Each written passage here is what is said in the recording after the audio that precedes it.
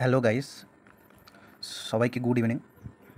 আজ আলোচনা করবো এক ইম্পর্টেন্ট টপিক্স, হ্যান্ড ওয়াশিং, যেটা কমনলি ইউজড হয় এভরি মেডিকেল ফিল্ডে। ওকে, সো হ্যান্ড ওয়াশিং। ওকে, হ্যান্ড ওয়াশিং বা হ্যান্ড হাইজিন বলা হয়। হাইজিন, ওকে, দুটো সেম জিনিস। কী হয়, হ্যান্ড ওয়াশিং কেন করি? যে কোনো কিছু ইনফেকশান থেকে পার্সন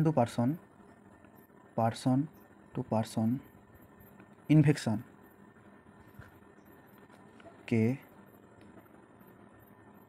প্রতিরোধ করতে সাহায্য করে। এছাড়া নসোকোমিয়াল ইনফেকশান, বিশেষ করে হসপিটাল নসোকোমিয়াল ইনফেকশান বা হসপিটাল অ্যাকোয়ার্ড, সেম জিনিস, হসপিটাল অ্যাকোয়ার্ড। ভালো করে ব্যাপারটা বুঝতে হবে, খুবই ইম্পর্টেন্ট টপিক, প্রত্যেকের আশা করি হেল্পফুল হবে, এভরি মেডিকেল স্টুডেন্ট। ওকে, ক্রস ইনফেকশান, এগুলো থেকে কী করে? প্রতিরোধ করে, থেকে বাঁচতে সাহায্য করে, ইনফেকশান থেকে সাহায্য করে। ওকে, তো এবার চলে আসি টাইপস কি? টোটাল 4টে টাইপস আছে।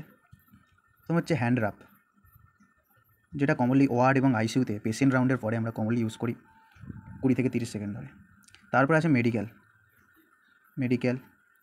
তারপরে আছে সার্জিক্যাল, তারপরে আছে সোশ্যাল। মেডিকেলটা কি? যেটা 2 থেকে 3 মিনিট করা হয়, ঠিক আছে। এলবো টু রিস্ট, এটা হচ্ছে 2 to 3 minutes.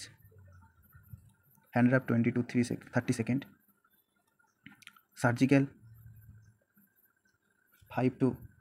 3 to 5 minute normally, but ওটিতে 10 মিনিটস, সোশ্যালে 2 to 3 মিনিটস, সাবান দিয়ে, নর্মাল সফট অ্যান্ড ওয়াটার দিয়ে। ওকে, তো এই হলো টাইপস, ঠিক আছে। এরপর চলে আসি এর ইন্ডিকেশান।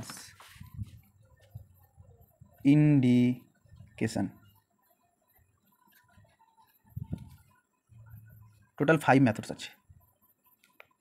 5 মেথডস কী কী?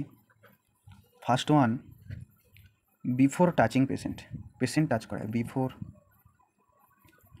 Touching patient. First one, before touching patient. Second one, before an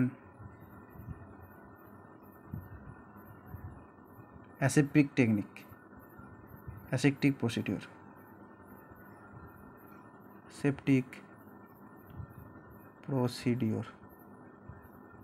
okay. Third, after body fluid exposure বা রিস্ক, ধরুন তো পেশেন্টের কোনো বডি ফ্লুইড লেগে গেল, তারপরও হ্যান্ড ওয়াশ করতে হয়। আফটার বডি ফ্লুইড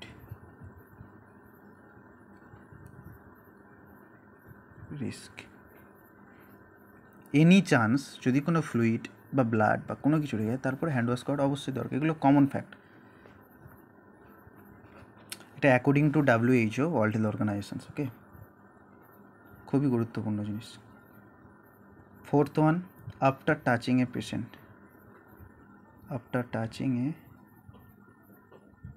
ওকে।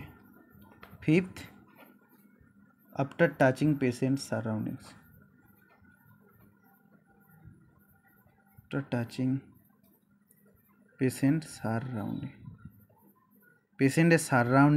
পেশেন্টের টাচ করার পর তার তার চারপাশে যে আমরা রাউন্ড দিই, তারপরও হ্যান্ড ওয়াশ করতে। তো এই হলো কমন 5টা indications, very important according to WHO।